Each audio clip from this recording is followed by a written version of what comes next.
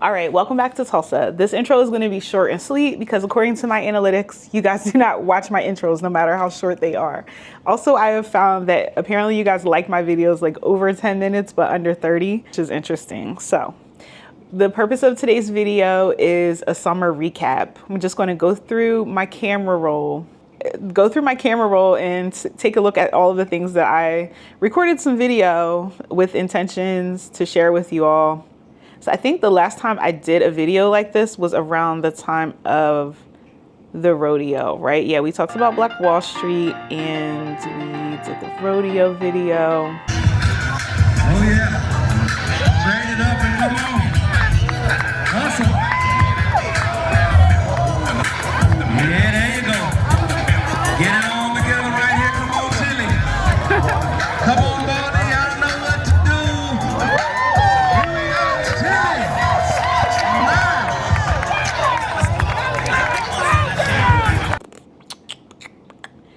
All right, so we're gonna pick up from Peace of Mind Bookstore.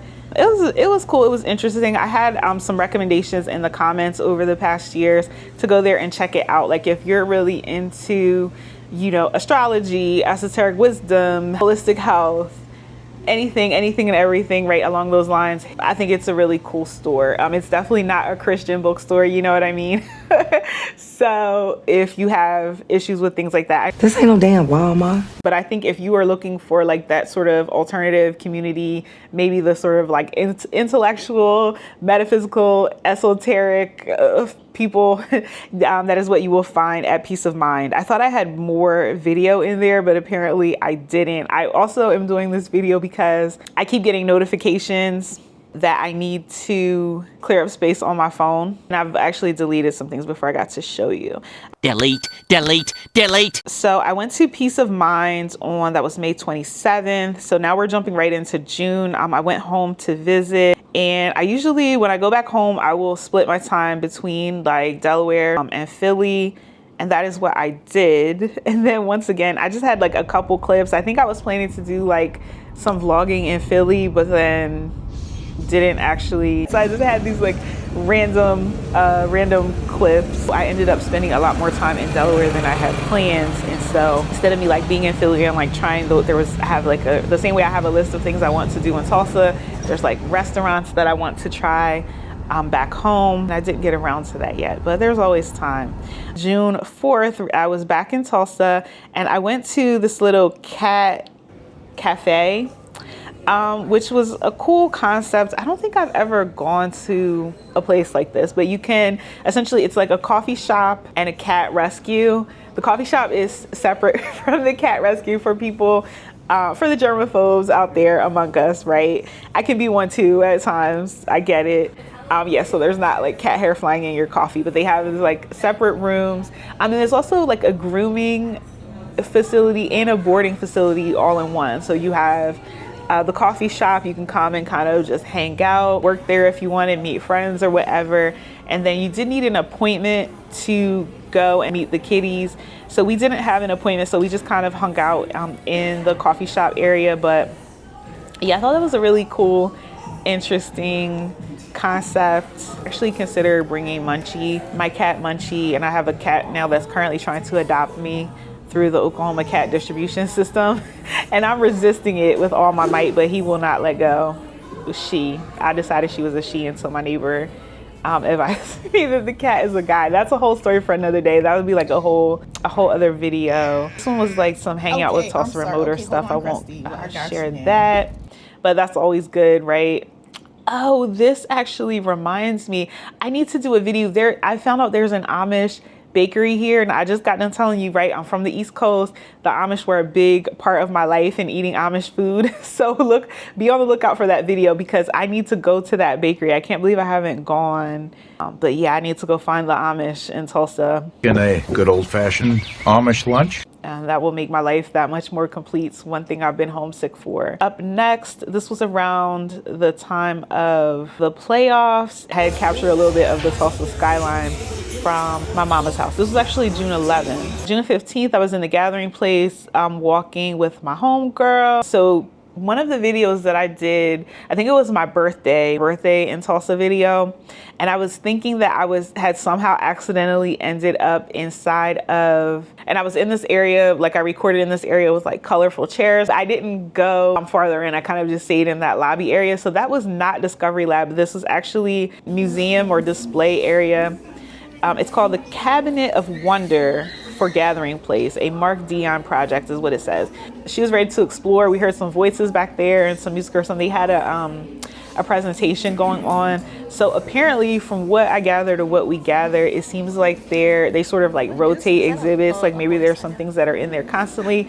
This particular time, there were some exhibits, something to do like multicultural, something dealing with like femininity or women or women's clothing, women's dress, all over the globe. I saw these. Now, the friend that I was with, she is very much younger than me.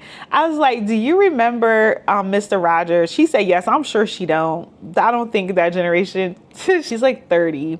I was like, oh my God, that looks like Henrietta Pussycat. Hold on, did you ever see Mr. Rogers' Neighborhood? Yeah. Or that's too old. Isn't that look like Henrietta Pussycat and a daggone owl? But I don't know. No, I'm tripping.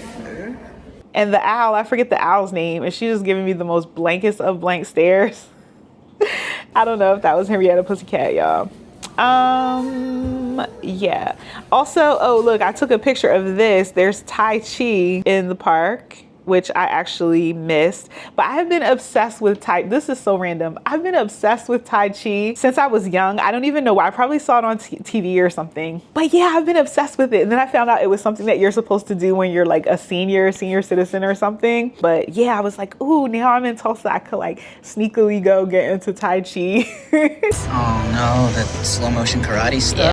And fulfill my childhood dream of doing Tai Chi. So random. Oh, this was pretty cool. Yes. So I still have my Texas license plate. I don't want an Oklahoma driver's license. I don't want an Oklahoma license plate. For one, I want to hold on to my youthful looking picture that I took in 2021 in the Texas DMV for my license photo. But also, I didn't really like the Oklahoma license plate options, even though Oklahoma has a lot. I feel like this is the most, potentially most license plates I've seen anywhere. But then I saw this thing on Instagram that they have this really cute one for the monarchs, butterflies. Yeah, so I don't know, maybe I'll consider it.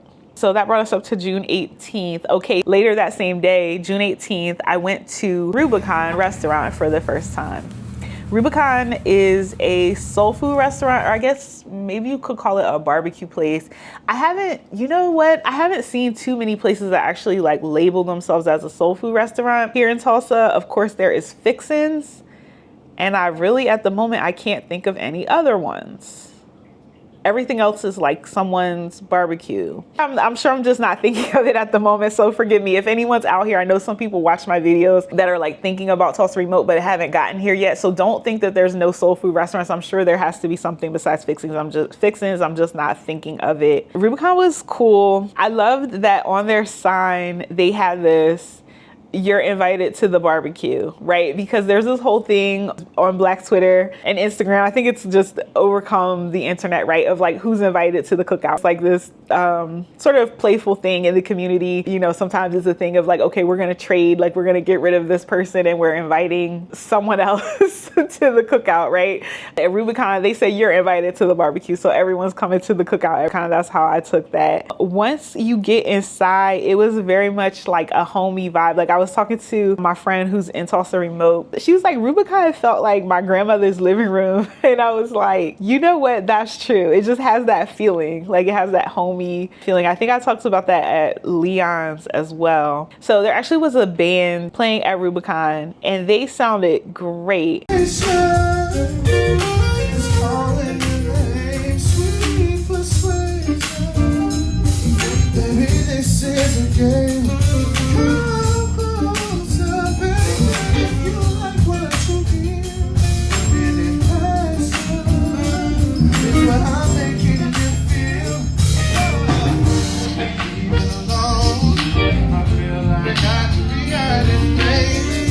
they had mentioned that they were actually performing at Juneteenth, and that was their practice session. So it was really cool to catch them there.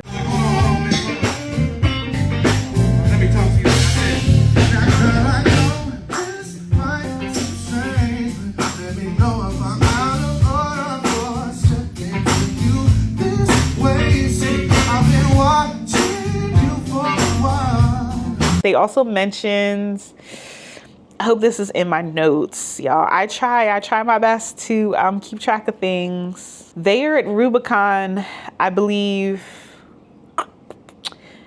every Thursday, a couple days 6 a to week, 9 p.m. Shit.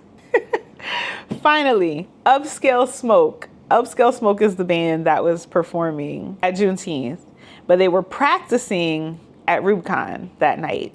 Went to the Juneteenth festival. Even though the Black Wall Street gets thrown around so much, that phrase Black Wall Street, all over America and the world, the neighborhood or the community actually was known as Greenwood.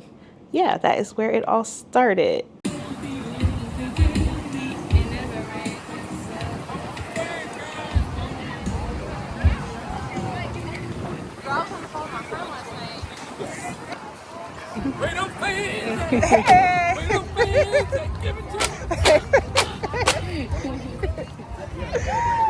Went out, checked out some of the vendors. I know I have a lot more video than this.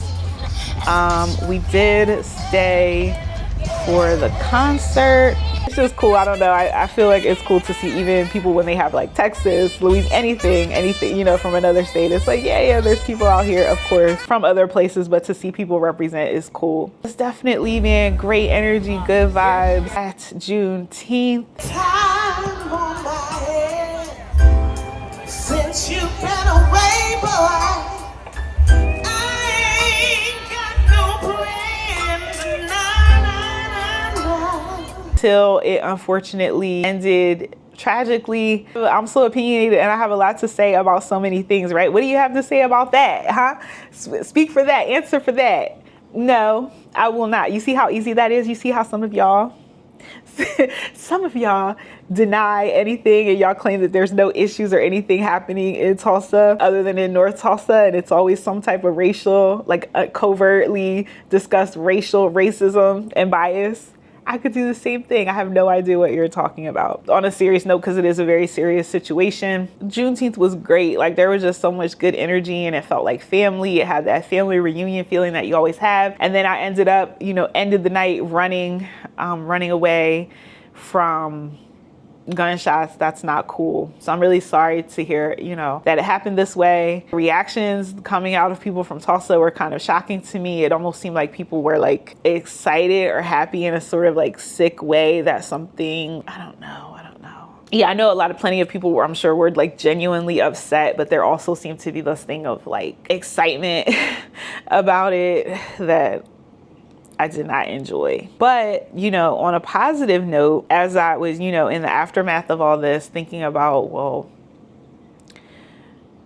what's next? Like, there has to be, if there's a problem, there has to be a solution always. And I did see there was a lot of things. There was like roundtables and community discussions and people coming together, different community leaders. There's like this organization that helps out mentoring that's available in the city for kids of color, like Black and Hispanic boys. And that program looked really cool. My Brother's Keeper, Tulsa. I also learned about the Terrence Crutcher Foundation through this time and things like that. So yeah, I would just say that there has to be some hope and some positivity in the face of all that, because I see the potential of Tulsa, and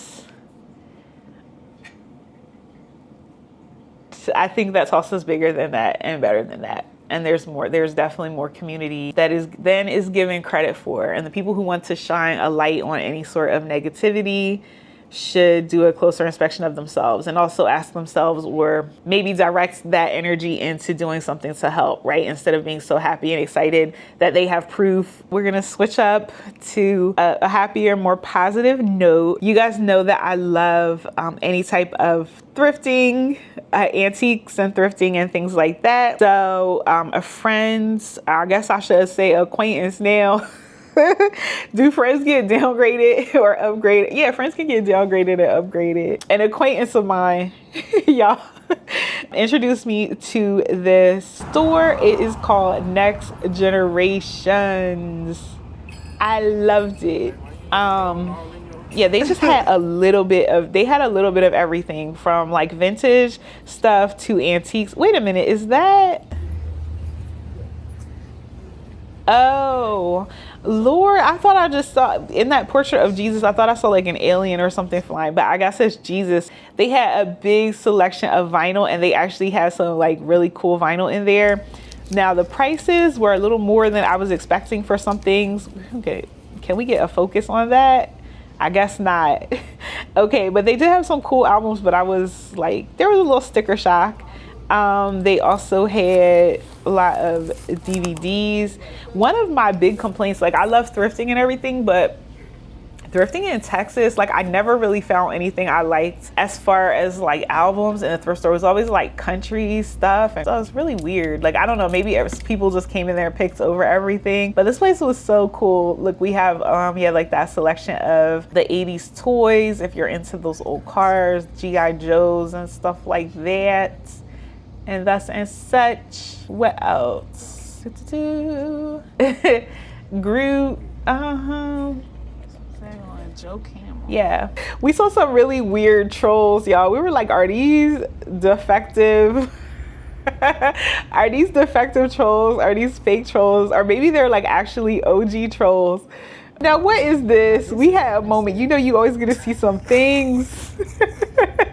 You're gonna see some things in the store. So y'all don't, these are relics, right? These are relics of a bygone era. Some things that were, I guess, acceptable to ways to depict Black people and Native Americans and Asians and everyone else once upon a time. You will find that. You'll find a little bit of that here. Of course, it's not anything malicious. No malicious intent involved. My favorite part of this store, they had plenty of costume jewelry, right? But they also had some really cool, like sterling silver, like genuine sterling silver and crystal pieces, particularly turquoise. And I had in the back of my mind, I'm like, I'm in Oklahoma now. I really have been wanting to get a piece of silver, a piece of turquoise, right?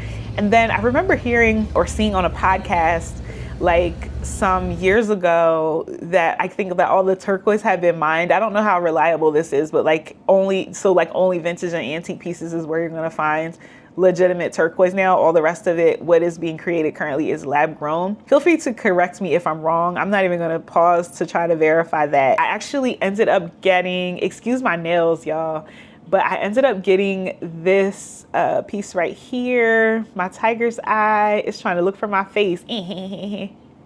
Robot. All right, but yeah, so my little tiger's eye, I got this instead of a piece of turquoise, but let me tell you, I've been fighting myself. This was on June 28th. It's now about a month later. I've been fighting myself like every week almost to not go back there and buy some jewelry. Another cool thing about this is like I'm in between ring sizes, and I find that with the vintage jewelry, they have 6 3/4 or 7 1/4 or something like that. When I buy mass produced rings, I always have to get typically like a size 8. It's hard to explain, whatever, various ring sizes. And they also had a big selection of like large ring sizes, because there was a guy who walked up when I was looking at the rings, and I want to say he said he wore a 13.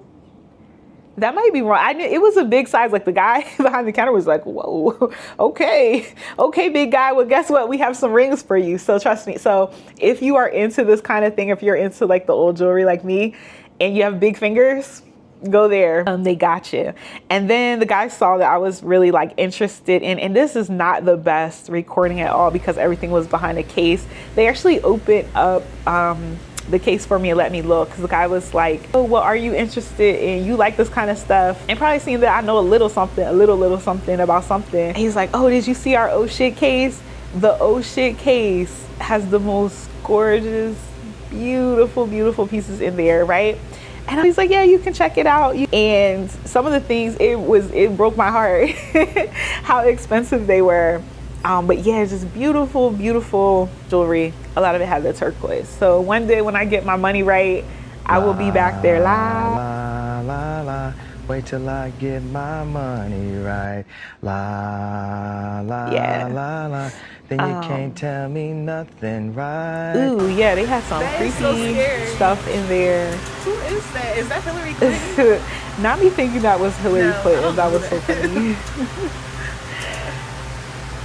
funny. I also was recording with my phone because I forgot my vlogging camera. So excuse any shakiness. Oh, this was random. So on July 1st, which is funny because I was at that time I was trying to figure out like what was going on for the 4th of July, but also it was the aftermath of, right, like the unfortunate outcome of Juneteenth. Besides that, there was some like national tragedies that had happened, warnings from foreign countries because of stuff that the president had going on. And so a lot of people were saying they weren't really planning on doing anything. Like the people, my little group of people, or my people that I knew here in Tulsa, no one was really had anything going on. And it was kind of ironic, this particular day I saw this most boring cities in America, and they put Tulsa number 15 on the list, which I thought was interesting because they had some more, like way more poppin' cities, in my opinion, that were listed higher. And they also had Houston. They had Houston number 18. Like, that's weird. Virginia Beach, and then Charlotte was number 20. I don't know how they decided this, but yeah, apparently Tulsa was in the most boring cities. So with that knowledge in hands and finding out that no one was really doing anything, people were saying, hey, I don't think I want to be in big crowds or be outside or cook out or anything like that. Last minute, I booked a flight to Jamaica. So this is my second trip to Jamaica this year. I went out there and it was great. It was a great little escape. How does this relate to Tulsa? How is this relevant? Well, for one, we're just doing my summer recap. But for two, living in Tulsa has given me the ability to do spontaneous things like this. Like I've never in my life, I'm always that person who books something at least minimum a month in advance, typically. I spent 4 days either in the water, but primarily swinging in a hammock, eating out off all the fruits, nestberries, coconut, jelly coconut, mangoes till I couldn't eat mangoes no more, bananas, different types of bananas, steaming the chalice, yes ma'am, drinking Maltas. My friend's daughter made me some bitters, yes. What else do I have here? Spanish needle, fennel, rice bitters, fennel, chickweed, Spanish needle, 2 soursop leaves. I got it, that's everything. And chickweed. I keep forgetting the chickweed. Okay. What else do I have here? Oh, soursop. I had my very first soursop in my life. It was cool. It was great. I also brought back a lot of healthy things, health products and stuff like that.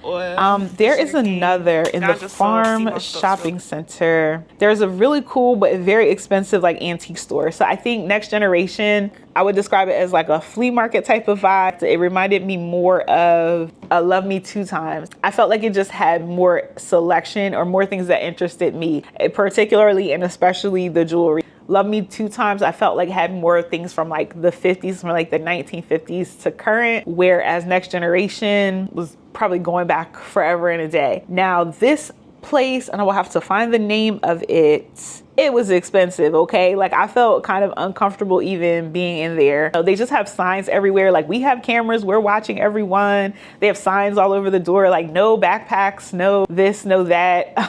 So it felt kind of tense and intense, but my understanding is that people sort of rent out space there. And so some of those maybe the wealthier, richer people or the people who come the items that formerly belonged to those people come into their hands, you know, estate sales and things of that nature. They buy space in this building and then they sell on consignment. Wow, I didn't get a lot of video, and I think it was just my level of just being slightly uncomfortable in there, or like feeling like I was being watched, or like they might think something incorrect if I was in there filming. But it was a very cool store. It felt like being in a museum, you know, nice artwork, sculptures. There was a lamp. Like I remember I was like, wow, this lamp is so cool. And I looked at it and I think it was like $1,500. Oh, that's a luxury we cannot afford. They had these old irons, which were $26. And I just out of curiosity, like did some price comparison, the same way that I did with the silver jewelry at Next Generation. And what I saw from Next Generation was like, okay, this is like kind of what these items are going for online or like other sellers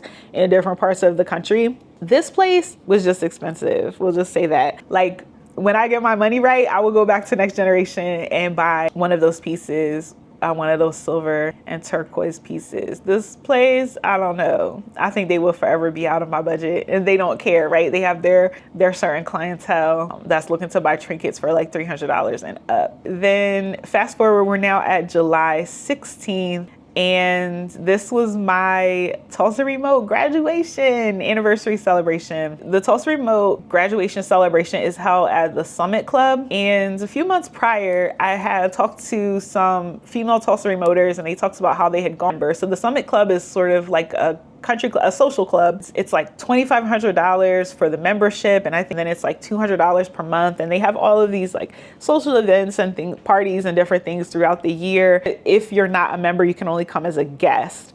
And then I looked at their Instagram and social media and things, and I was like, oh, this place is fancy smashy. So I thought what I was even wearing, what I had on would be like too casual. I thought everyone was going to be wearing black and I was going to like stand out with my pink outfit. Didn't really care too much. But then I got there, and there's different areas of the Summit Club. Like it's actually located on multiple floors. And so the Tulsa Remote event was inside of a ballroom. It was definitely nice, but you know, use your own discretion. If you are a Tulsa Remoter, you don't have to get super dressed, right? People were wearing anything from like jeans and a blouse, right, to, I mean, I saw someone dressed up in like a gothic outfit with the boots and everything. Like express yourself the way that you want to express yourself, essentially. But then some people might have had a blazer and things like that. You know, like hors d'oeuvres with a nap. We had drinks, beverages. We took some photos. This one was really cute. How did I not see this one before?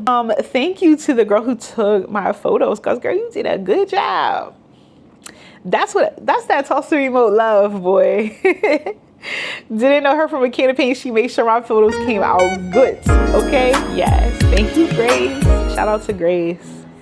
So yeah, that was as I was leaving. So very cool. So as part of the ceremony, they like call each person up. You walk across, not really walk across the stage, but you know, you get your little handshake. They hand you a glass, which I'll hold on. Whew. And then you get this glass, which is cool. It's engraved with the Oklahoma.